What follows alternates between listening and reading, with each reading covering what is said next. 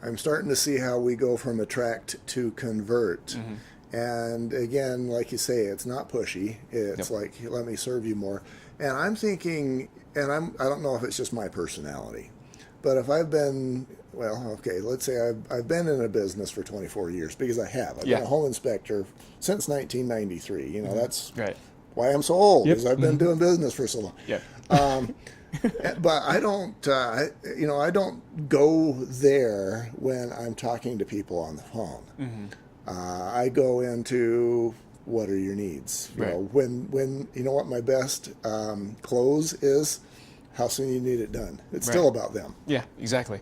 You're 100% right. Yeah, and everything has to be about them. And something that I took from sales is don't sell them what they want, sell them what they need.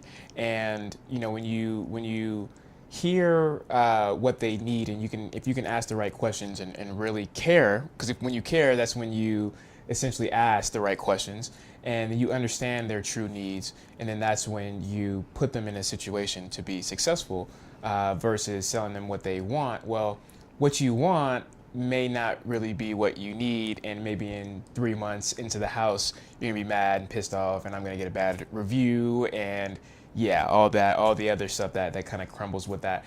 Negative reviews on Google. You may get some negative social media chatter, stuff that you do not want, especially in a digital space where it's a little bit harder to delete other things on Google's website and Facebook and things like that. So, Sure is. So yeah. Yeah, I've mentioned this before, but I know you because of my daughter. She had a Chihuahua. For me, Chihuahuas just shouldn't exist on Earth. Why did somebody decide to design a Chihuahua? But she's got one, and it hurt its leg, and so she sent it into, let's just call it a major pet store. And she found out later that they kept that Chihuahua for 12 hours before they did anything. She was livid. Wow. Yeah. And she got on there and she trashed that particular store. I'm sure she has cost them tens of thousands of dollars. Oh yeah, exactly. And you don't know how much that impacts you in the negative and the positive, right?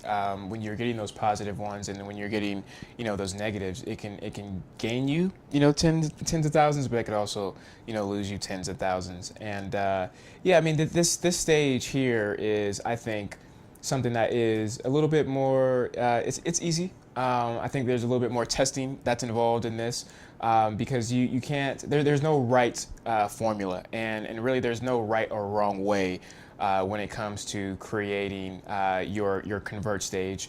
And really what we're talking about here is a CTA, which is a call to action. And so everything that you see around us, from billboards and magazines, some of the outbound methodologies and strategies, even those mailers, right, have a call to action, which is some good content, whatever the case may be, and then it says pick up the phone and call now. We're waiting for you, or whatever the case is. That is essentially what the convert stage is based upon. Yeah, so the first section is the attract stage, and then now we're talking about the convert stage. Is the call to action, would you say, is that in the convert? Yeah, well, that's actually a really great question. The call to action and the convert stage actually is throughout the entire customer journey. It can be in the attract stage, it can be in the convert stage, obviously, but it can also be in the decision stage. Because whatever a customer is doing as far as their journey and how they're getting from A to Z, they're always making a decision. And that decision may not be to pick up the phone and call right away, but it could be to download the ebook or the white paper. It could be to click on that social media ad that brings them to your website or to a landing page, whatever the case is. So that you want to have call to actions, almost anywhere and everywhere possible. That's on your website, individual pages, and they can be emails as well.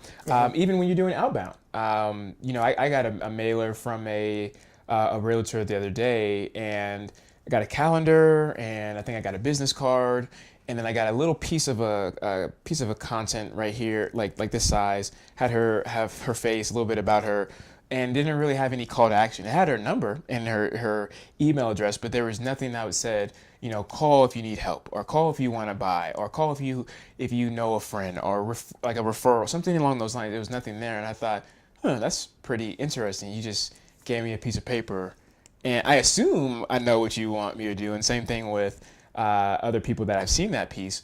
But essentially, you still have to put that down there. You want to make sure that you are constantly pushing that lead, that consumer to the next stage. Yeah. So the call to action, that's got to be on everything you do. Yeah, pretty much, right? Unless you are just creating content just to create content, like my podcast, maybe. Yeah, like everything I do. Right. 300 podcasts, 400 videos. What am I going to do with them? Yeah, right. So just keep them in the cloud.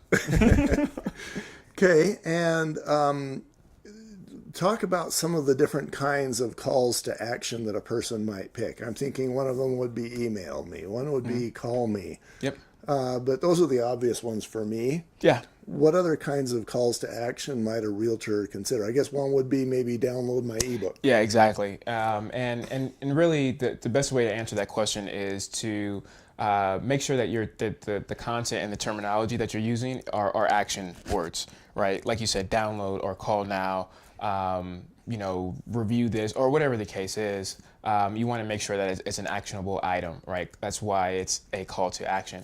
And really, depending on what stage the consumer is in, that lead is in, and where they're at in your funnel, really determines what call to action, what you want the call to action to say. So at this stage, typically when they have just became aware of you and they maybe read that blog, came to your website, and now they want to know more, you probably are going to give them, I wouldn't say formula, right? You probably want to start giving them a little bit of baby food, right? Some of the Cheerios that dissolve in the mouth. You don't want to give them steak and lobster yet. And so, at that stage, you probably want to say, download this ebook or this white paper, this data sheet, this guide, or whatever the case is. Whereas when they're further down the funnel, they essentially are ready for that steak and lobster. So you can say, call me now. Okay. All right. What do we got in the next section? Yeah, the next section is we'll teach you guys how to create the call to actions on certain landing pages and emails and proper placement, just the overall methodology of best practices on call to actions. Cool. Be right back.